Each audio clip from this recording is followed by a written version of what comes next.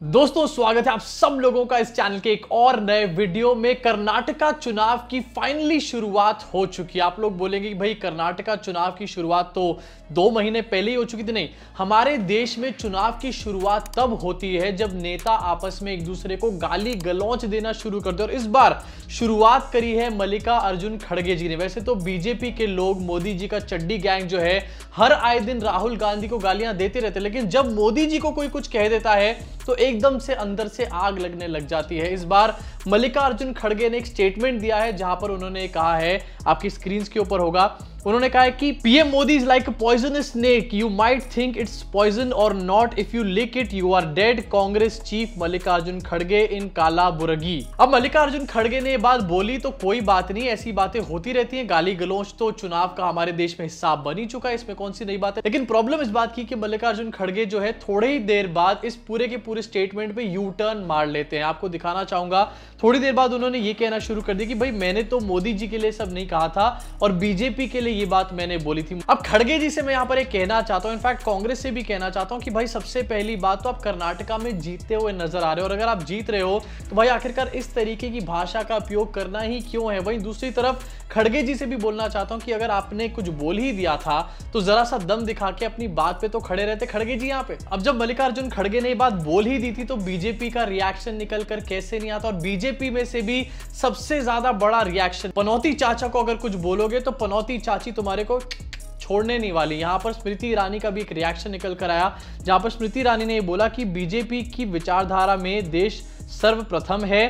क्या खड़गे देश पर हमला कर रहे हैं? केंद्रीय मंत्री स्मृति ईरानी का कांग्रेस पर हमला। मतलब मोदी जी को हर बार कुछ बोलो तो पता नहीं एकदम से देश के ऊपर हमला यहां पर कैसे हो जाता है। ये कौन सा वाला लॉजिक है, मुझे समझ में नहीं आता। अब इसमें से भी कुछ लोग ऐसे हैं जो बहुत नेगेटिविटी फैलाने का काम कर रहे हैं। ये कह रहे हैं कि स्मृति ईरानी है, इनको महिला रेसलर्स जो प्रोटेस्ट कर रही हैं उसके मैटर पे कुछ बोलना चाहिए, लेकिन ये यहां पर खड़गे जी के ऊपर रिएक्शन देती नजर आ रही है। मतलब क्यों बोलेंगी स्मृति ईरानी महिला रेसलर्स के ऊपर? आखिरकार क्या लेना देना है पनौती चाची का महिलाओं के साथ? नहीं, मतलब आप बताओ मुझे। वहीं दूसरी तरफ जो रेसलर्स प्रोटेस्ट कर रहे हैं वो काफी ज्यादा तेजी पकड़ चुका है, और वहां से भी 2 बड़ी खबरें निकलकर सामने आ रही हैं जिन्होंने भक्तों के पिछवाड़े में फिर से एक बार मिर्चें झोंकने का काम कर दिया है। सबसे पहले आपको दिखाना चाहूंगा, विनेश फोगाट का एक स्टेटमेंट निकल कर आया रिसेंटली, जहां पर उन्होंने कहा है कि जितने भी टॉप क्रिकेटर्स हैं और हमारे देश के टॉप सेलिब्रिटीज हैं वो आखिरकार इस मैटर पे साइलेंट क्यों बैठे हैं।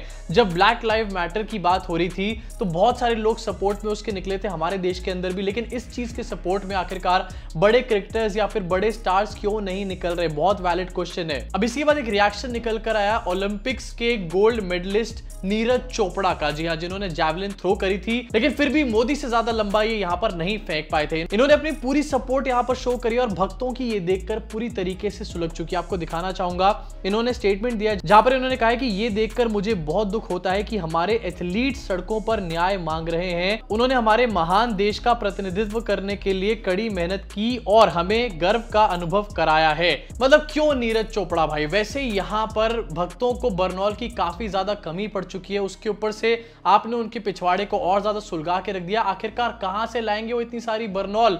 देश में बर्नौल की भारी किल्लत पड़ चुकी है भक्तों की ये हालत देखने के बाद। इसी साथ एक और इंटरेस्टिंग सोशल मीडिया की खबर की तरफ आगे बढ़ना चाहता हूं, जहां पर यह पता चला रिसेंटली कि मोदी जी के मन की बात के 100 एपिसोड पूरे हो चुके हैं, और 100वें एपिसोड के पूरे होने पे किसको बुलाया गया गेस्ट के तरीके से? आमिर खान को। जी हां, जिस आमिर खान की फिल्म को सब लोग बॉयकॉट करने पे तुले रहे, साध्वी प्राची से लेकर बॉयकॉट बॉलीवुड गैंग तक आमिर खान के बुरी तरीके से पीछे पड़ गया। फिल्म फ्लॉप करवाने के बाद उनको डिप्रेशन में डाल दिया, अब उनको मन की बात में बुलाया जा रहा है, और पता नहीं यहां पर क्या साबित करने की कोशिश कर रहे हैं नरेंद्र मोदी। चलिए खैर ये तो ठीक है, नरेंद्र मोदी तो पहले से हिपोक्रेट है, लेकिन आमिर खान ये आखिरकार कब से हिपोक्रेट बन गए? भाई मैं आमिर खान की बहुत रिस्पेक्ट करता हूं, मैं उनको बहुत मानता हूं, बहुत प्यार करता हूं उनको एक्टर की तरह, लेकिन आमिर खान को ये नहीं करना चाहिए था। मतलब नरेंद्र मोदी के प्रेशर में आके उनकी तारीफें शुरू कर दी। भाई एक वीडियो निकल कर आया जहां पर आमिर खान ये कह रहे हैं कि मन की बात हिस्टोरिक इवेंट है, जरा सुनिए इसको आप। मन की बात had a huge impact on the people of India और एक बड़ा गहरा असर पड़ा है लोगों पर, और ये बहुत ही हिस्टोरिक चीज हुई है जो प्रधानमंत्री ने की है, मन की बात। जी मतलब क्या यार आमिर भाई, एक फिल्म क्या फ्लॉप हुई, आप तो नरेंद्र मोदी के कदमों में गिर गए। मतलब इस तरीके से हमारे देश के अगर टॉप स्टार्स बिहेव करेंगे, टॉप सेलिब्रिटीज बिहेव करेंगे, तो आखिरकार देश की डेमोक्रेसी को कौन बचाएगा। मीडिया ऑलरेडी बिक चुका है, स्टार्स आगे आना नहीं चाहते, एथलीट्स अगर आगे आते हैं तो उनको पूरी तरीके से चुप कर दिया जाता है। चलिए खैर ठीक है, मुझे समझ में भी आता है कहीं ना कहीं आमिर खान एक बड़े एक्टर हैं, यहां पर भी हो सकता है वो एक्टिंग करने का काम कर रहे हो। अब वो तो एक्टिंग कर रहे हैं, लेकिन गोदी मीडिया वाले क्यों एक्टिंग कर रहे हैं भाई, ये मुझे समझ में नहीं आ रहा। जी हां, गोदी मीडिया वाले एक्टिंग के ऑडिशन देने पर यहां पर उतर आए हैं, और यहां पर मैं बात कर रहा हूं कचरा नविका कुमार के बारे में। रिसेंटली इन्होंने एक नई डिस्कवरी करी है कि केजरीवाल ने करोड़ों रुपए का अपना शीश महल बनाने का काम किया। ठीक है, हो सकता है ऐसा कुछ हो, इसके ऊपर इन्वेस्टिगेशन होनी चाहिए, लेकिन गोदी मीडिया ने अपनी दुकान यहां पर पहले ही खोल ली है और नविका कुमार इसमें सबसे आगे आ चुकी है। एक वीडियो आपको दिखाना चाहता हूं नविका कुमार की। इस वीडियो में ऐसा लग रहा है कि नविका कुमार पनौती चाची को बहुत तगड़ा कंपटीशन दे रही है। पनौती चाची अपनी नौकरी को बचाने का काम करिए, कहीं ऐसा ना हो कि मोदी जी आपको हटा के नविका कुमार को नौकरी पे रख ले। जरा इस वीडियो को देखिए, उसके बाद आपको बताऊंगा कि इस वीडियो में नविका कुमार ने कैसे अपना ही कचरा करवा लिया है। देखिए इसको। कालीन 6 कालीनें बिछाई गई, जिसकी कीमत तकरीबन कितनी है सोचिए। कालीन कारपेट कितने? 1 लाख? नहीं, 2 लाख? बिल्कुल नहीं। 4 लाख? ना, 20 लाख रुपए के 5 कालीन आए हैं। ये रिपोर्ट, ये 20 लाख रुपए के कालीन पैदल चलने वाले सड़कों पर आज आम आदमी गर्मी में झुलस रहा है, लेकिन 20 लाख कितनी? 1 लाख? नहीं, 2 लाख? नहीं, ना। मतलब अब ऐसा लग रहा है कि यार इन लोगों को कंगना रनौत और स्मृति ईरानी की जरूरत ही नहीं है। यहाँ पर नविका कुमार इतनी बढ़िया एक्टिंग कर रहे हैं, लेकिन एक चीज ऐसी है जहां पर नविका कुमार पूरी तरीके से गच्चा खा गई। वीडियो के शुरुआत में नविका कुमार कहती है 6 कालीन, और थोड़ा ही आगे चल के वो कहती हैं कि 20 लाख रुपए के 5 कालीन बिछाए गए। मतलब पहले 6 कालीन से शुरू करी कहानी, उसके बाद 5 कालीन पर अपने आप ही आ गए। इनकी बातों को देखकर तो मुझे ऐसा लग रहा है कि शायद अब नविका कुमार का भी टेलीप्रॉम्प्टर पूरी तरीके से फूक चुका है। अब नविका कुमार जी से भी मैं कहना चाहता हूं कि भाई बहुत अच्छी बात है, आप सरकारों से सवाल पूछने का काम कर रहे हैं, लेकिन आपने 20 लाख की कालीन पर तो सवाल पूछ लिया, 10 लाख के सूट पर आपने अभी तक सवाल नहीं पूछा। मतलब ये नाइंसाफी नहीं चलेगी यहाँ पे भाई साहब। साथ ही नविका कुमार जी से ये भी पूछना चाहता हूं कि भाई जो महिला एथलीट, जो बड़ी बड़ी रेसलर्स बैठी हुई हैं, प्रदर्शन कर रही हैं, वो आपको दिखती हैं या फिर उसके लिए कोई स्पेशल चश्मा लगाना पड़ेगा आपके लिए?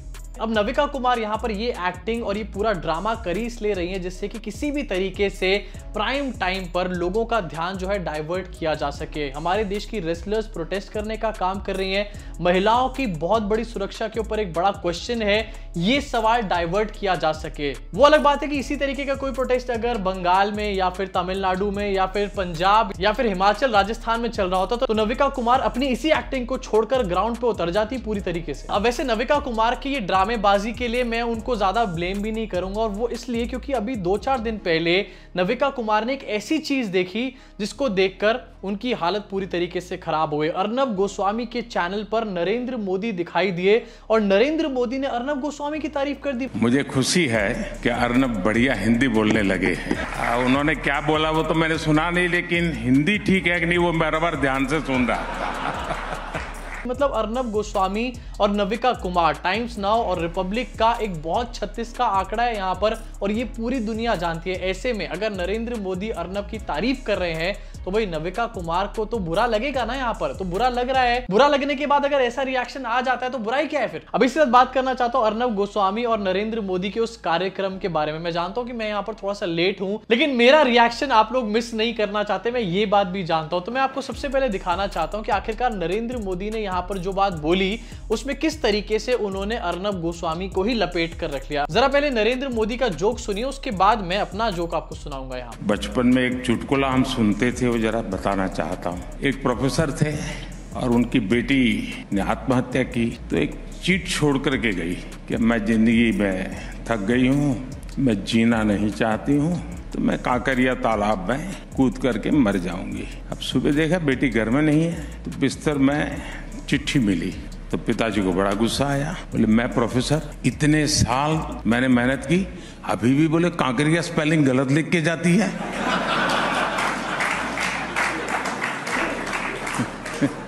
मोदी जी, आपने जोक सुनाया। अब देश का एक नागरिक होने के नाते मेरा भी हक बनता है, मैं भी एक जोक सुनाऊंगा। जोक ये है कि हमारे देश में पिछले 9 साल से नरेंद्र मोदी प्रधानमंत्री है। बस जोक यहीं पर खत्म हो जाता है। अब खैर जोक सपाट, इसी वीडियो के अंदर नरेंद्र मोदी ने यह भी बोला कि उन्होंने अर्नब गोस्वामी को हिंदी बोलते सुना, लेकिन उन्होंने ध्यान ही नहीं दिया कि अर्नब गोस्वामी ने क्या बात बोली। मतलब नरेंद्र मोदी तक भी अर्नब गोस्वामी को सीरियसली नहीं लेते हैं यहाँ पे। अब नरेंद्र मोदी ने अर्नब गोस्वामी की झूठी ही सही लेकिन तारीफ तो करी। इसको सुनने के बाद अर्नब गोस्वामी ओवर एक्साइटेड कैसे ना होता, तो ओवर एक्साइटमेंट में एक रिएक्शन निकल कर आया, उसको भी जरा सा सुनिए। उसके बाद मेरा भी एक रिएक्शन है अर्नब गोस्वामी के लिए, वो मैं भी आपको सुनाने का काम करूंगा। प्रधानमंत्री जी, आज इस मंच से आपसे हम वादा करते हैं कि हमारी भी रिपब्लिक मीडिया नेटवर्क की पूरी लगन से, पूरे कमिटमेंट के साथ आपके विजन के दिशा में हम अपने प्रयास भी जोड़ेंगे। तो प्रधानमंत्री जी, अर्नब गोस्वामी की ये स्पीच सुन के मेरा भी दिल जो है बहुत ज्यादा मोटिवेट हो गया। मैंने भी अर्नब गोस्वामी जी के लिए कुछ लिखा है, तो मैं भी यहाँ पर वो बात बोलना चाहता हूँ। दल्ला जी, आज मैं इस मंच से आपसे कहना चाहता हूँ कि दल्ला जी, आज के बाद मैं पूरी कमिटमेंट से काम करूंगा। दल्ला जी, आपके दल्लेपन को एक्सपोज करने के लिए दल्ला जी, थैंक यू दल्ला जी। मतलब यार कुछ भी चल रहा है हमारे देश के अंदर। एक तरफ हमारे देश में इतनी बड़ी क्राइसिस आई हुई है जहां पर महिलाएं ये कह रही हैं कि हमारे साथ छेड़छाड़ हुई है, बड़ी बड़ी रेसलर्स बैठी हैं और धरना देने का काम कर रहे हैं, लेकिन मोदी जी और अर्नब गोस्वामी यहां पर अपना ही ब्रोमांस करने का काम कर रहे हैं। इसी साथ आना चाहूंगा सोशल मीडिया की आखिरी ट्रेंडिंग खबर के ऊपर, और ये है एक ट्रेंडिंग वीडियो जो कि सोशल मीडिया पे इस टाइम पर वायरल हुआ पड़ा है। एक एड फिल्म निकल कर के आया और मैं आपसे ये गुजारिश करना चाहूंगा कि इसको प्लीज एंड तक जरूर देखिएगा, क्योंकि ये एड फिल्म जो है कर्नाटका इलेक्शन में इस टाइम पर काफी ज्यादा चल रही है और इस एड की वजह से कर्नाटका में नरेंद्र मोदी की इमेज को काफी बड़ा धक्का लग रहा है। देखिए जरा इसको। Sir, it's just for 5 rupees.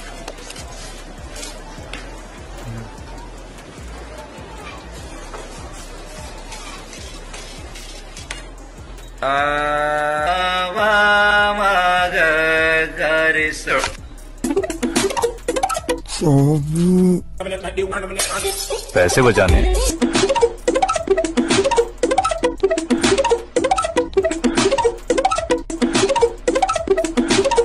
तो समझे आखिरकार किस तरीके से पैसे, देश, नौकरियां आप लोगों को बचानी है। नरेंद्र मोदी हटाओ और सब कुछ बचाने का काम करो। मुझे नहीं पता कि किस एजेंसी ने एड फिल्म बनाई है, लेकिन ये जरूर पता है कि जिसने बनाई होगी थोड़ी ही देर में सीबीआई उसके दरवाजे पे जरूर पहुंचती होगी। दोस्तों, अब इसी के साथ इस वीडियो को यही खत्म करना चाहूंगा। आपका क्या रिएक्शन इन सारी की सारी खबरों के ऊपर, अगर अभी तक आपने नहीं बताया है कमेंट सेक्शन में, तो क्या वेट कर रहे हो? अपनी भड़ास को पूरी तरीके से निकाल डालो। अगर वीडियो पसंद आए तो लाइक का बटन दबा के, सब्सक्राइब का बटन दबा के, बेल आइकन को जरूर दबाओ। मैं काफी ज्यादा जोखिम लेके ये सब वीडियोस बनाता हूँ, काफी गालियां भी पड़ती है लोगों से, तो यार प्लीज आप कम से कम मुझे सब्सक्राइब करके बेल आइकन तो दबा दो प्लीज। अभी के लिए इस वीडियो में सिर्फ इतना ही। मुलाकात होगी आप सब लोगों से इस चैनल के अगले वीडियो में।